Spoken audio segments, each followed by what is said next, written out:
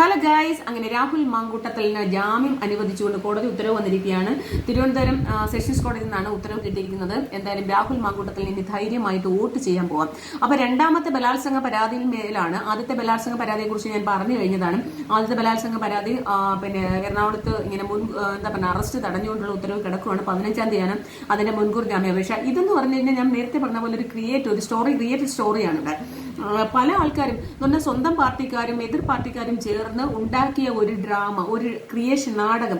ആ നാടകം ഏതെങ്കിലും രീതിയിൽ രാഹുൽ മാങ്കൂട്ടത്തലിനെ തകർക്കണം, അല്ലെ രാഹുൽ മാങ്കൂട്ടത്തിനെ അറസ്റ്റ് ചെയ്യണം, അകത്താക്കണം, ഇനി ഇവൻ അങ്ങനെ പൊങ്ങാൻ പാടില്ല എന്ന് ചിന്തിക്കുന്ന കുറെ ആൾക്കാർ എല്ലാവരോടും ചേർന്ന് ഉണ്ടാക്കിയ ഒരു തിരക്കഥ. ആ തിരക്കഥയുടെ അവസാനം ഇപ്പോൾ രാഹുൽ മാങ്കൂട്ടത്തലിന് ജാമ്യം അനുവദിച്ചുകൊണ്ട് കോടതി ഉത്തരവ് വന്നിരിക്കുകയാണ്.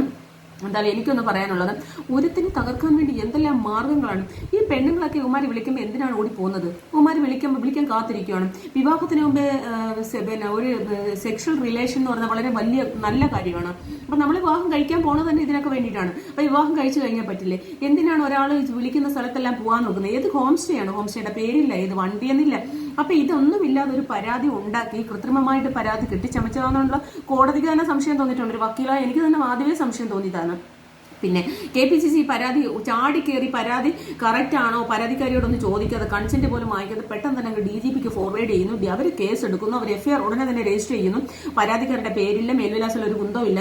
പരാതി നേരെ FIR രജിസ്റ്റർ ചെയ്യുന്നു. അതിനുശേഷം പൂങ്കുഴലി ഏൽപ്പിക്കുന്നു. എന്തുകൊണ്ട് ഇതൊക്കെ ഇതിനെക്കാട്ട് വലിയ രാജ്യദ്രോഹം, വലിയ കേസുകൾ കേരളത്തിൽ നടക്കുന്നത്. അതിനൊന്നും ആർക്കും തിരക്കാൻ വയ്യ. സ്വർണ്ണക്കൊള്ള ഉൾപ്പെടെയുള്ള വലിയ കേസുകൾ നടക്കുന്നത്. അതിനൊന്നും ആർക്കും നോക്കാൻ സമയമില്ല. പനി ഉണ്ടെന്നല്ല. അപ്പോൾ രാഹുൽ മാങ്കൂട്ടത്തലിന് ജാമ്യം അനുവദിച്ചിരിക്കുകയാണ്. കീഴ്ക്കോടതിയിൽ നിന്ന് ജാമ്യം കിട്ടാൻ വലിയ പാടാണ്. പക്ഷെ എന്തായാലും ഒരു കോടതിക്ക് കൃത്യമായിട്ടുള്ള നിജസ്ഥിതി മനസ്സിലായതുകൊണ്ടായിരിക്കാം ഞാൻ വിചാരിച്ചു ഹൈക്കോടതിയിൽ നിന്നായിരിക്കും ജാമ്യം കിട്ടുന്നത്. എന്തായാലും കീഴ്ക്കോടതിയിൽ നിന്ന് രാഹുൽ മാങ്കൂട്ടത്തലിന് ജാമ്യം കിട്ടിയിരിക്കുകയാണ്. തീർച്ചയായിട്ടും അത് ആവശ്യം തന്നെയായിരുന്നു. കാരണം സ്ത്രീകൾ കുറച്ചൊക്കെ അത്യാവശ്യം മാന്യത വേണം എല്ലാ കാര്യത്തിനും. പീഡിപ്പിക്കുന്നതിൽ അതിജീവിതമാരോടൊക്കെ ഇപ്പം തന്നെയാണ്. പക്ഷെ ഇവരെ ഒന്നും അതിജീവിത എന്ന് വിളിക്കാൻ പറ്റില്ല. ഒരു അതിജീവനം എന്ന് പറഞ്ഞാൽ ഒരു കാര്യം നടന്നിട്ട് നമ്മുടെ നടി അത് അതിജീവിതയാണ്.